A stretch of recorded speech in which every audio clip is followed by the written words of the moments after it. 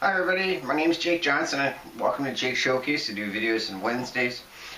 Today I thought what I would do is I would give you some helpful tips and tricks on how you can save money when it comes to dealing with financial services products, in particular banks.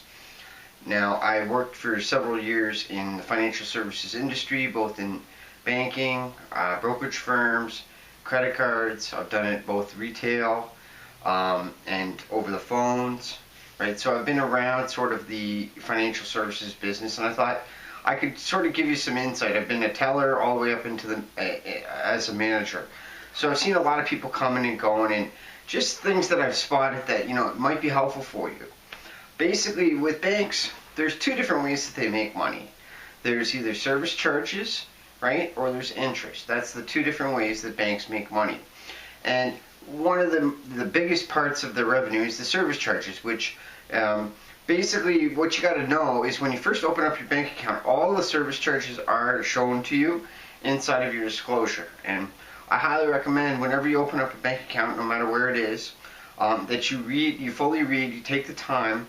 It can take maybe an hour, a couple hours to sort of get a lay through of not just the service charges, but what their holds policy is. One of the biggest sources of revenue in the way that banks make a lot of money is what's called overdraft fees. And so what you want to learn how to do is you want to learn how to avoid getting overdraft fees. The amount of transactions, it really does vary by bank account type. And one of the keys, or one of the tricks, is making sure that you have enough transactions to fully cover the amount, because once you go over that, oftentimes it can be $1, $2, $3, and it really eats into people's, they're not expecting the service fee to be so large that it is each month because they don't have the proper amount of transactions for how often they use it. I recommend you minimize your transactions, so you don't want to do as many transactions as you possibly can, so you can keep your service charge as low as possible, and then making sure to take out enough cash so that you don't have to keep going back to the bank, because basically it's the transactions, if you're going into the bank or if you're using your debit card a lot, that really stack up, and people don't really pay attention to it. Oh, it's just a bag of milk, but the thing is it's counting as a transaction. Now, a lot of times people will go, they don't know how much leeway bankers have in basically giving refunds back on the service charges. And what they don't know is that when somebody comes in and complains about, oh, I got overdraft fee, they don't know that basically we have a list of how many times that's happened. And the most important period of time is usually the 3-month period, and it goes back to 12 months. Usually after 12 months, they don't seem to pay attention to that, but they look within the last year, how many times has this person overdrafted, right, to try to get an idea.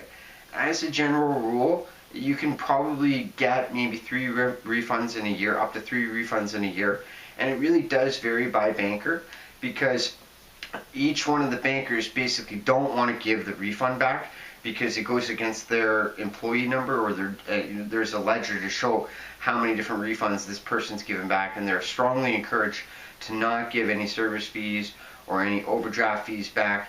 And so there's a personal connection there, so you don't want to keep going back to the person a lot to ask them again and again and again, because really they usually have a limit of how many times they can do it, and beyond that limit, it really works against them. So you got to be sort of conscious that they're working for the bank, right? You're basically, when you're talking to a banker, you're essentially talking to a computer, right?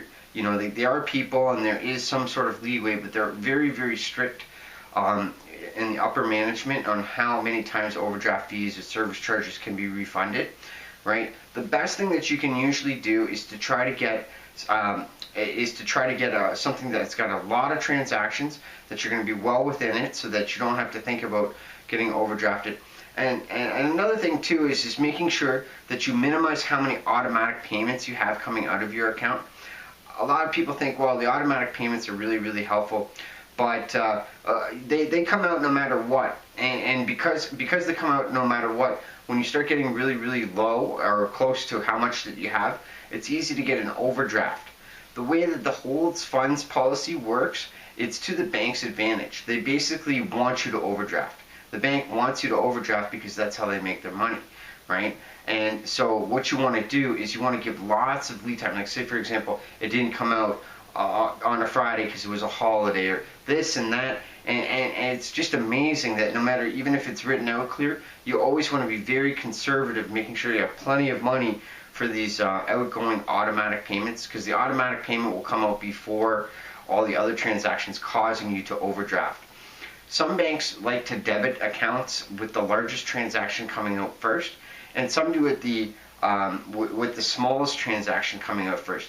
This is a real small technical detail, but it can make a real big difference on how the overdraft fees are calculated. So if you end up overdrafting, you can end up overdrafting multiple times if the smaller items come out last, because each one counts as an overdraft, and it can really cost a person a lot of money. Having a personal relationship with your bank really does help you, because they can sort of give you if you do make a bit of a friendship with them, well, what it can do is they can sort of get you into an account that is best suited for how you are. But the best banker that you can have is yourself.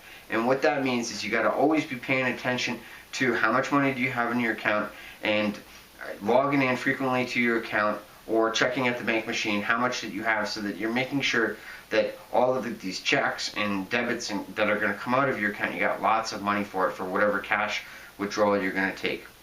So those are just some little tips and tricks. The automatic transactions you want to minimize. You want to have lots of transactions in your bank account.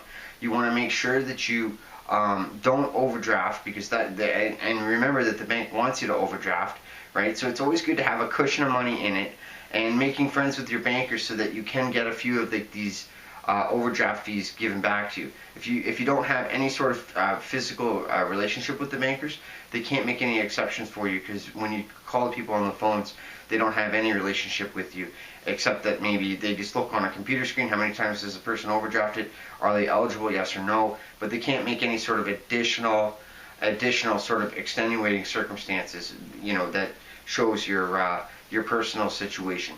I guess one other thing too that you want to pay attention to, and I know it sounds kind of cheesy, but you want to make sure that you pay attention to how many cents that you have.